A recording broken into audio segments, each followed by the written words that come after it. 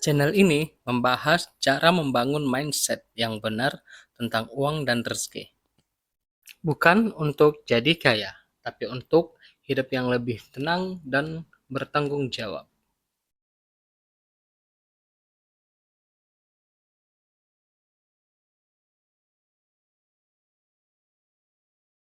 Coba bayangin deh, gimana rasanya nolak tawaran setengah dari total kekayaan seorang konglomerat. Nah, kali ini kita akan ngebahas kisah seorang investor legendaris yang benar-benar ngelakuin itu.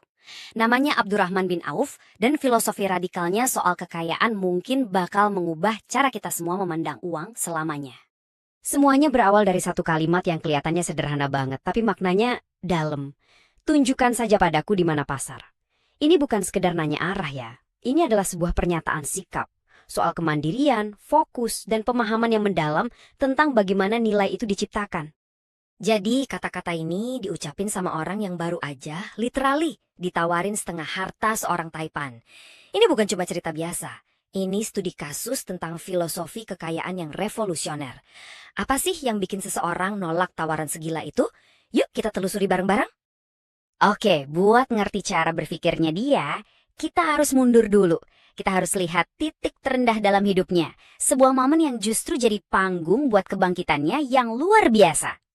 Coba deh, lihat kontras yang tajam ini. Di Mekah, dia itu seorang pedagang miliarder, super dihormati, punya segalanya. Tapi waktu hijrah ke Madinah, dia datang cuma bawa baju yang nempel di badan. Seorang pengungsi yang rela ninggalin semua hartanya demi sebuah prinsip. Nah, disinilah momen yang jadi penentu segalanya.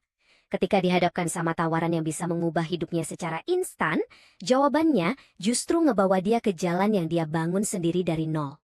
Begitu tiba di Madinah, dia langsung dapat tawaran yang luar biasa banget.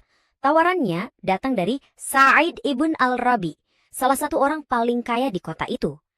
Ini bukan cuma sekedar bantuan biasa, ini adalah ujian karakter yang sesungguhnya. Tawarannya saat ini benar-benar di luar nalar. Dia nggak cuma nawarin duit, tapi sebuah kehidupan yang utuh. Dia bilang, aku bakal kasih kamu separuh hartaku. Dan bahkan, pilih salah satu dari istriku yang kamu suka, nanti aku ceraikan biar bisa kamu nikahi. Sebuah tawaran tanpa syarat sama sekali. Coba kita berhenti sejenak di sini. Bayangin Anda ada di posisi dia. Lagi di titik terendah, nggak punya apa-apa sama sekali. Terus ada orang nawarin setengah kekayaannya plus sebuah keluarga. Jujur deh, apa yang bakal Anda lakuin?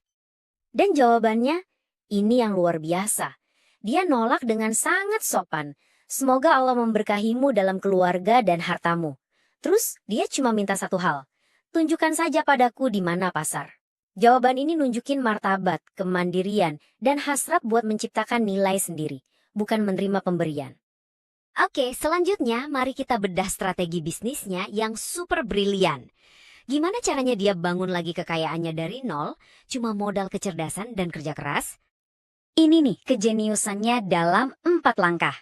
Mirip banget sama playbook startup zaman sekarang. Pertama, dia mulai dari kecil, istilahnya bootstrapping. Kedua, dia jeli ngeliat celah di pasar yang udah jenuh. Ketiga, dia menciptakan nilai dari aset yang tadinya enggak produktif. Dan yang keempat, ini yang paling keren ya, dia mendisrupsi model bisnisnya. Dia nawarin lapak gratis, kayak model freemium gitu, buat narik pedagang-pedagang terbaik. Dan akhirnya menciptakan pusat pasar baru yang jauh lebih efisien.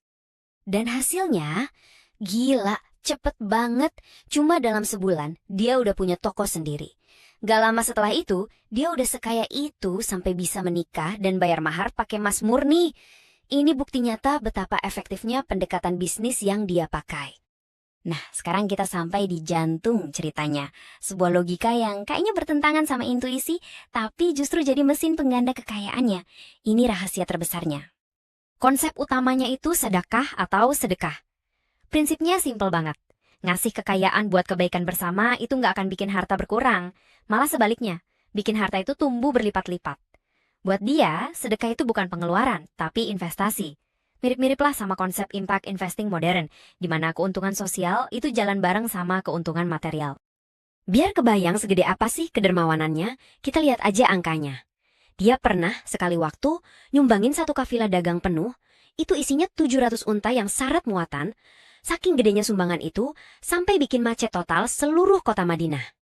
Dan itu baru satu contoh. Dia juga pernah nyumbangin uang tunai sebesar 40.000 dinar perak buat para veteran perang Badar. Itu jumlah yang astronomis pada zamannya, sebagai bentuk dukungan dia ke komunitas. Hartanya itu tumbuh eksponensial setiap kali dia bersedekah.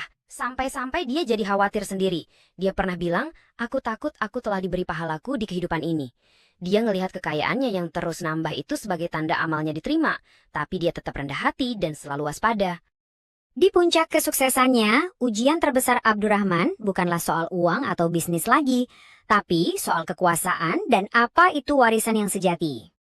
Pengaruhnya jadi begitu besar, sampai-sampai dia jadi kandidat utama buat jadi khalifah, posisi pemimpin tertinggi komunitas. Dan itu nggak cuma sekali, tapi 2 kali. Ini adalah puncak kekuasaan duniawi yang bisa dicapai seseorang saat itu. Dan dia menolaknya. Dua-duanya. Dia dengan sadar menolak kekuasaan tertinggi yang ada di depan mata.